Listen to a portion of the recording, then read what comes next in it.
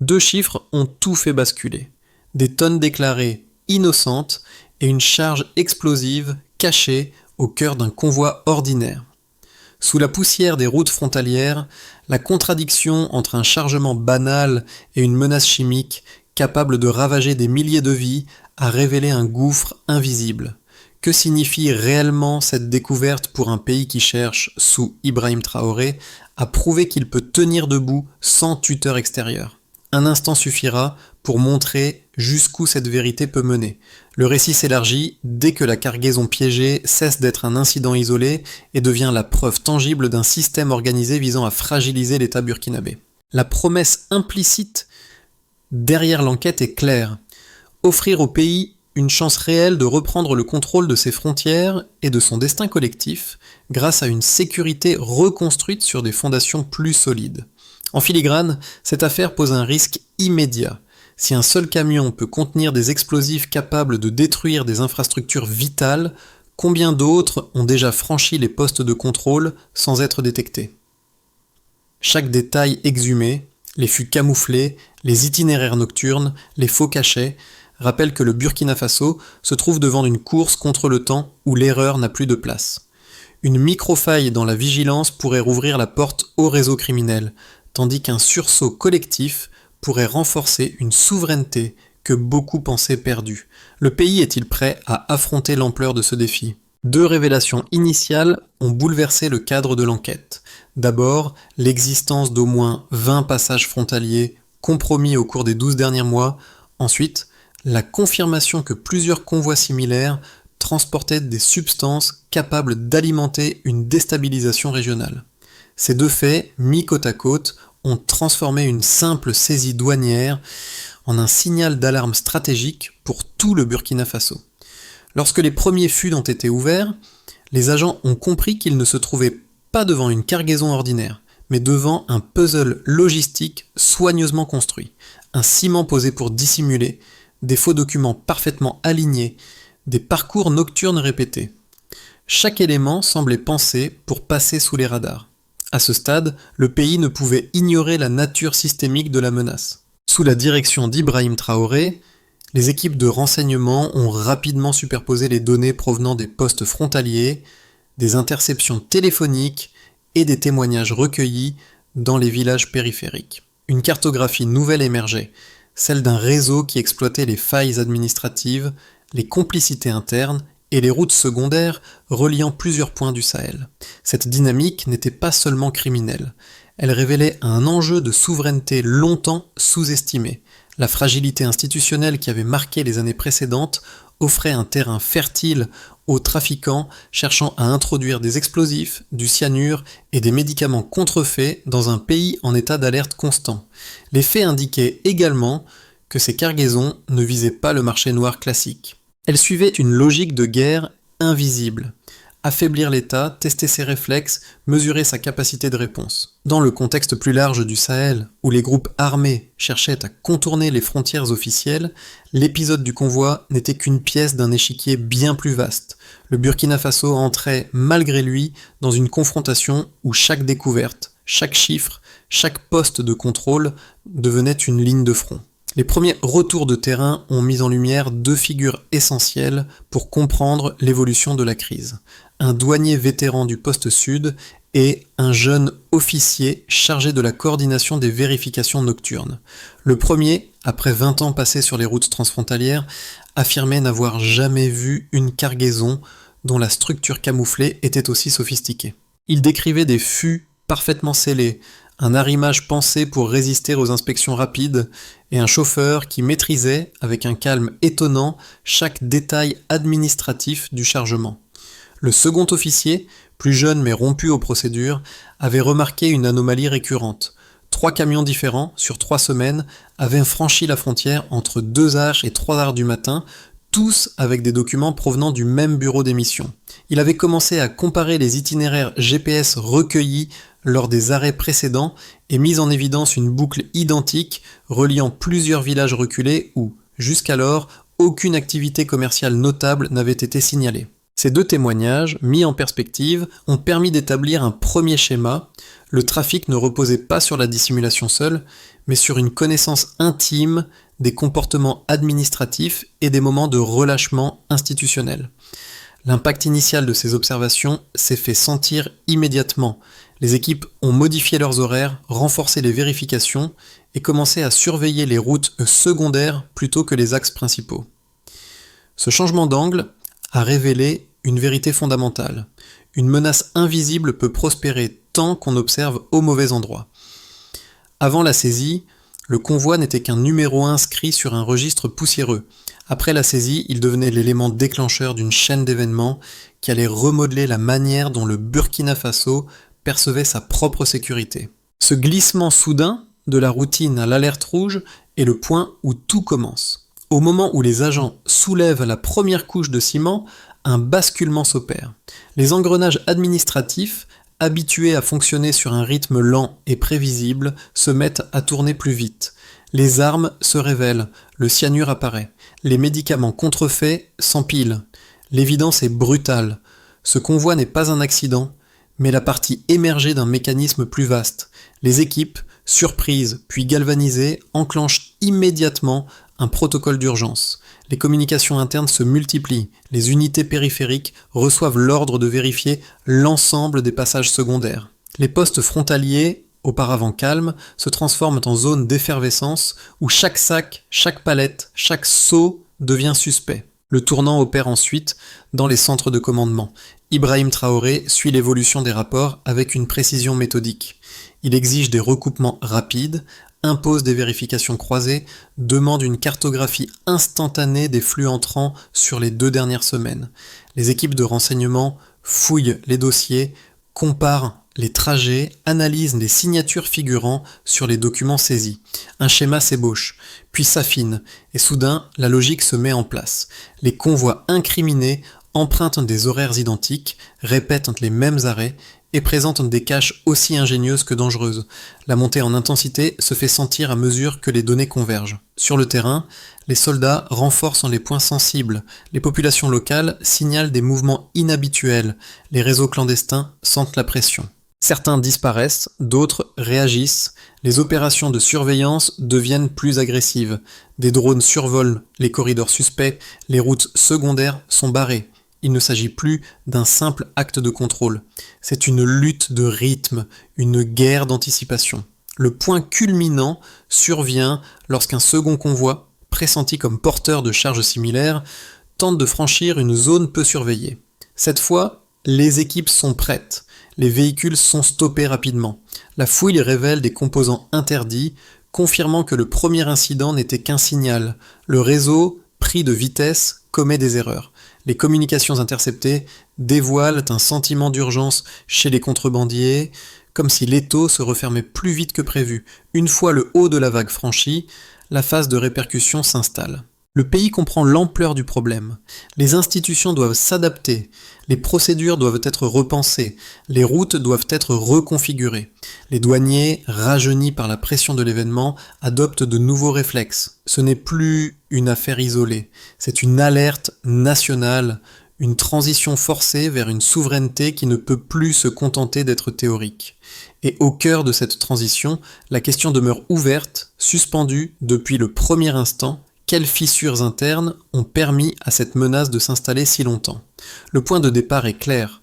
Un premier lot évalué à près de 2 millions de dollars, puis une progression fulgurante révélée par les enquêtes, montrant qu'au moins 20 passages similaires avaient déjà contourné les contrôles en 12 mois. Ce basculement du simple au multiple indique une déviation structurelle que les autorités doivent impérativement qualifier.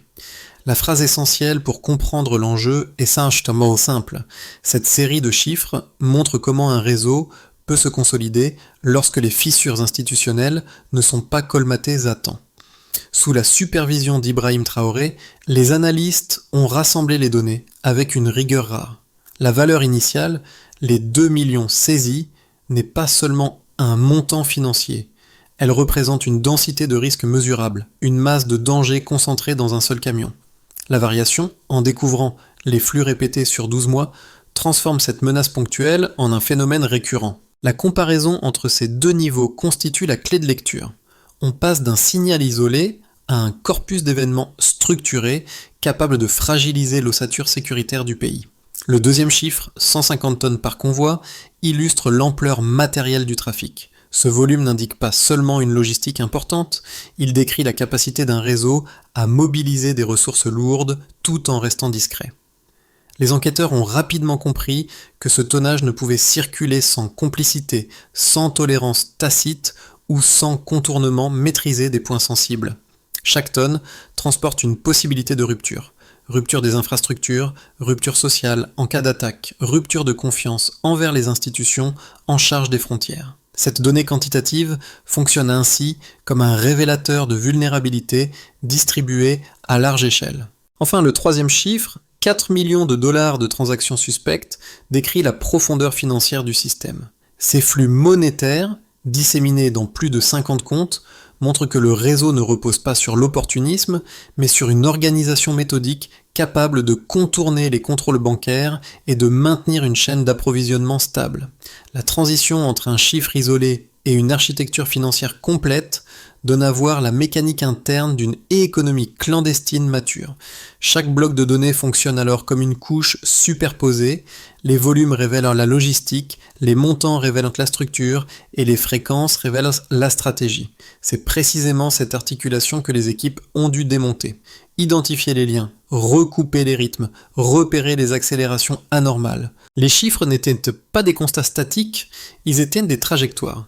Et ces trajectoires, une fois alignées, dessinaient une vérité troublante. Le système n'était pas seulement avancé, il était optimisé pour rester invisible aussi longtemps que nécessaire. La question suspendue à la fin de ces analyses reste cruciale. Que deviennent les institutions ? Lorsqu'un réseau clandestin comprend mieux leurs failles qu'elles-mêmes, deux lectures opposées se sont imposées au moment où l'enquête a révélé la profondeur du réseau clandestin. La première soutenait qu'aucun pays disposant de ressources limitées, d'institutions fragilisées et d'une géographie poreuse ne pouvait durablement affronter seul des organisations transnationales capables de déplacer 100 tonnes de cargaisons toxiques sous couvert de documents falsifiés. Selon cette perspective, le Burkina Faso devait impérativement renforcer ses alliances, solliciter un soutien technique extérieur et intégrer des programmes de coopération sécuritaire, faute de quoi les flux criminels se reconstitueraient sans difficulté. Les analystes défendant cette position rappelaient que des groupes armés du Sahel avaient déjà noué des contacts avec les contrebandiers, cherchant à se procurer explosifs et cyanure pour mener des attaques ciblées contre des infrastructures vitales. La seconde lecture affirmait au contraire que l'appui extérieur pouvait devenir un piège, qu'une dépendance excessive risquait d'éroder la souveraineté que le pays tentait précisément de restaurer. Cette position mettait en avant les premiers résultats observés après la saisie initiale, les points de contrôle renforcés, les populations locales mobilisées, les itinéraires criminels perturbés et la capacité des unités internes à mener des actions coordonnées ayant permis, en moins de 3 mois, d'intercepter d'autres convois liés à la même organisation. Selon cette approche, la consolidation interne était la véritable clé, car elle transformait chaque citoyen, fonctionnaire ou soldat en acteur de sécurité plutôt qu'en spectateur dépendant d'une aide extérieure. La réponse la plus solide réside dans la synthèse. Aucune des deux positions n'est entièrement suffisante isolément. Les faits montrent clairement que le réseau fonctionnait grâce à des complicités internes, à des failles administratives et à des trajets nocturnes exploitant des zones peu surveillées. Autrement dit, aucune assistance internationale ne saurait combler des brèches institutionnelles tant que celles-ci ne sont pas réparées de l'intérieur. En même temps, la sophistication logistique, l'ampleur financière, plus de 4 millions de dollars de flux dispersés, et les liaisons établies avec des groupes armés régionaux indiquent que la menace dépasse les capacités d'un seul pays.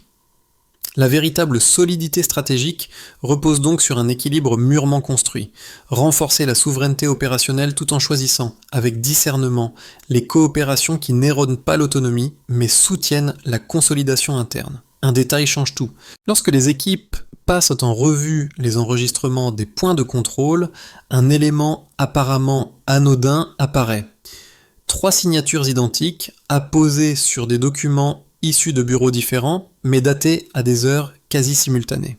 La découverte semble minime, presque trop discrète pour retenir l'attention. Pourtant, elle devient la bascule qui redéfinit l'ensemble de l'affaire. Sous la supervision d'Ibrahim Traoré, les analystes recoupent immédiatement ces incohérences et constatent que les convois concernés suivent tous une boucle nocturne qui contourne volontairement les zones les plus surveillées. Les trajets se superposent, les horaires convergent, les faux cachets portent la même micro-anomalie sur le coin supérieur droit. Ce minuscule défaut, invisible à l'œil nu lors des inspections rapides, révèle en réalité l'existence d'un atelier clandestin chargé de produire des documents parfaitement calibrés pour infiltrer le système sans déclencher d'alerte. Dès que cette piste est confirmée, la dynamique change. Les équipes comprennent qu'elles ne sont plus face à des trafiquants opportunistes, mais à une structure dotée d'une ingénierie logistique avancée, capable d'exploiter les marges administratives les plus fines pour franchir la frontière. Le midpoint n'est donc pas une révélation spectaculaire, mais un glissement décisif. La menace n'est pas seulement matérielle, elle est administrative. Les révélations ont forcé l'État à recentrer son action autour des points de contrôle, désormais considérés comme des zones stratégiques plutôt que de simples passages administratifs. Les agents, mieux formés et plus nombreux, ont commencé à repérer des schémas récurrents dans les flux nocturnes, ce qui a permis d'intercepter plusieurs cargaisons avant qu'elles ne pénètrent profondément dans le territoire. Sous l'impulsion d'Ibrahim Traoré, la réorganisation interne s'est accélérée, transformant les anciens postes vulnérables en nœuds de vigilance active. Ces ajustements ont réduit la porosité de la frontière, mais ont également imposé une pression permanente sur les institutions. Les évaluations menées après la saisie ont mis en évidence une perte potentielle considérable. Les substances découvertes pouvaient provoquer des dégâts majeurs sur les infrastructures essentielles, compromettant des secteurs entiers de l'économie locale. Les flux financiers identifiés, plus de 4 millions de dollars transitant par une cinquantaine de comptes, ont rappelé que le réseau ne visait pas seulement la contrebande, mais aussi la création d'un marché souterrain capable d'entraîner une instabilité prolongée. Les premières mesures économiques adoptées ont donc cherché à éviter une infiltration durable, renforcement de la traçabilité, audit élargi, révision de certaines procédures douanières. Ces efforts ont permis de limiter la circulation de fonds suspects, mais ont également révélé la nécessité d'une surveillance plus fine. Pour les communautés locales, l'affaire a créé un changement d'attitude net. Les habitants des zones frontalières, longtemps habitués à observer les passages nocturnes sans intervenir, ont commencé à signaler plus activement les mouvements inhabituels. Cette mobilisation, encouragée par les opérations menées après les premières saisies, a renforcé le lien entre civils et forces de sécurité. En parallèle, la prise de conscience collective a servi de rempart social. Chaque village, chaque groupe de jeunes, chaque comité local se percevait désormais comme un maillon essentiel d'une chaîne de vigilance communautaire.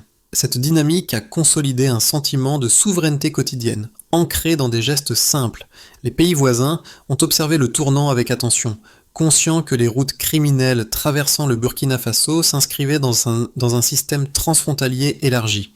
Les liens établis entre contrebandiers et groupes armés du Sahel ont souligné la dimension régionale de la menace, poussant plusieurs États à renforcer leurs propres dispositifs de contrôle. Dans ce contexte, la posture adoptée par Ibrahim Traoré, valorisant la souveraineté mais s'appuyant sur des échanges ciblés, a contribué à repositionner le Burkina Faso comme un acteur plus autonome, mais toujours conscient des interdépendances régionales.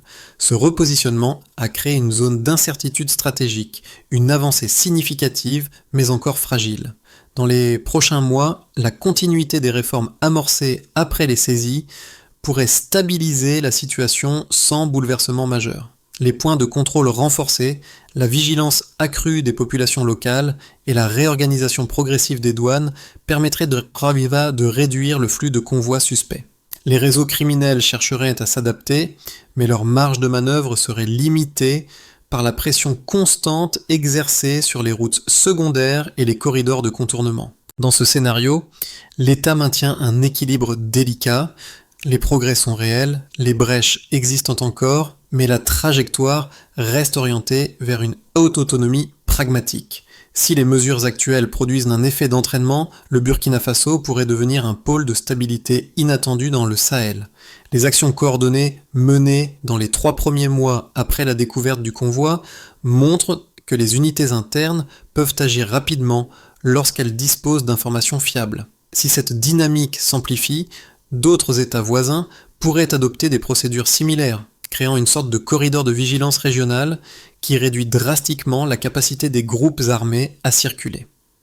Ce scénario suppose une articulation efficace entre les réformes administratives, l'implication citoyenne et la coopération ciblée, un ensemble rare mais possible. Dans ce cas, les réseaux criminels se trouveraient progressivement étouffés. La version sombre des mois à venir repose sur un enchaînement inverse, une adaptation rapide des groupes armés, une multiplication d'attaques contre les infrastructures et une perte de cohésion dans les zones vulnérables.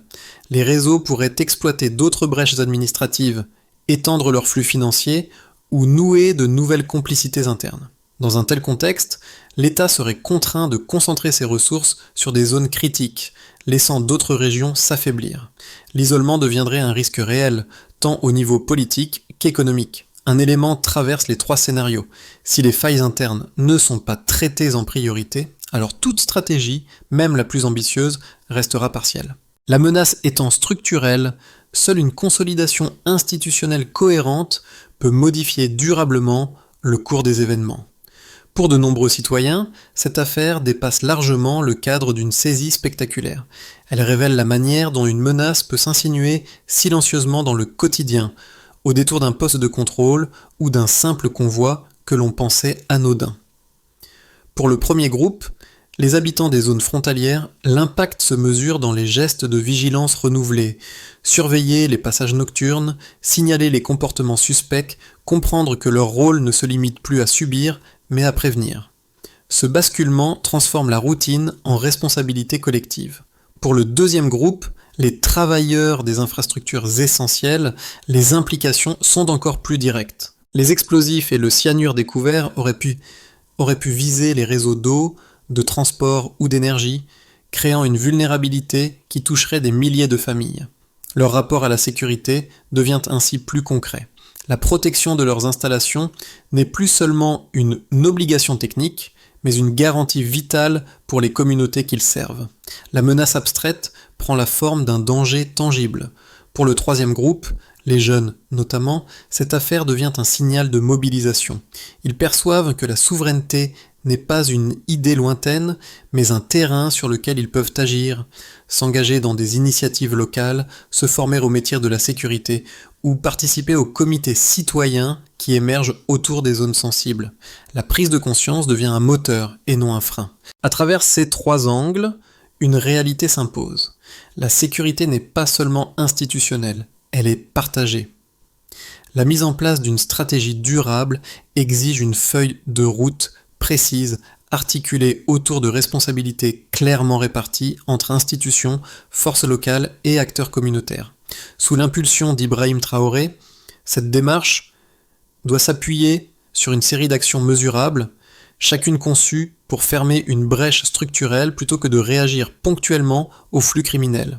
Les douanes, soutenues par les unités de sécurité, doivent établir un protocole standardisé pour les inspections nocturnes, appliquées simultanément sur les zones sensibles.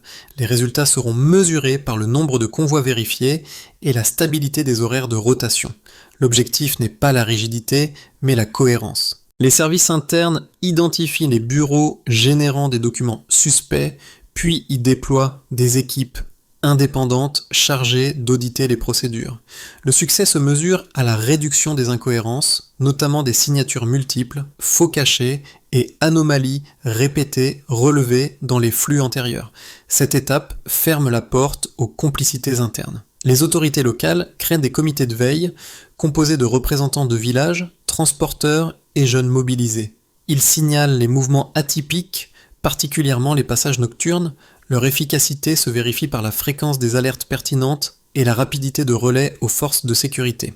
Un groupe dédié regroupe les données issues des saisies, audits et rapports civils afin de cartographier en continu les schémas criminels. Sa performance se mesure à sa capacité à prédire les corridors potentiels plutôt qu'à simplement réagir aux incidents.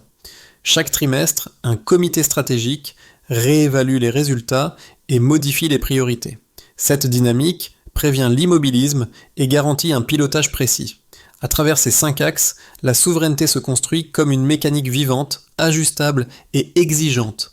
Lorsque les derniers rapports furent analysés, l'image des fûts scellés découverts au poste sud revint comme un rappel puissant de ce moment où tout avait changé.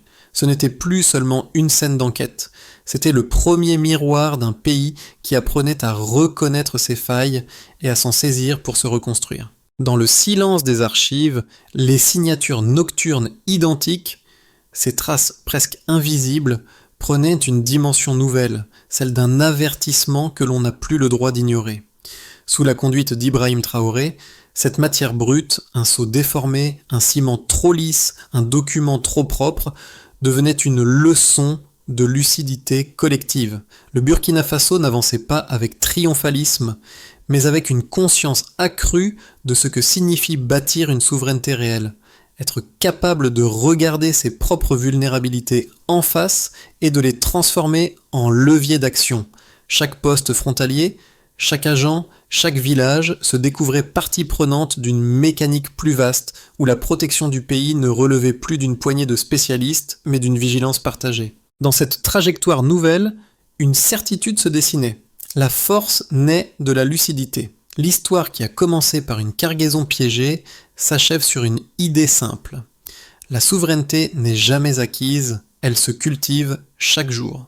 Les postes de contrôle, les villages frontaliers, les équipes d'audit et les comités de veille ne représentent plus seulement des maillons administratifs, mais les pièces d'un même engagement collectif. Chacun peut y reconnaître une part de responsabilité, qu'il s'agisse de rester attentif aux mouvements inhabituels, de soutenir les initiatives locales ou simplement de comprendre la complexité d'une menace qui se déguise parfois sous l'apparence la plus banale. Cette histoire invite à regarder au-delà de l'événement, vers les gestes quotidiens qui solidifiaient un pays. Elle rappelle que les réseaux criminels prospèrent souvent dans le silence et que la vigilance, elle aussi, peut se construire discrètement. Alors, partagez ce récit, discutez-en autour de vous, interrogez vos proches. Qu'est-ce qui, dans votre environnement, mérite aujourd'hui davantage d'attention ? La réponse parfois commence par une simple conversation.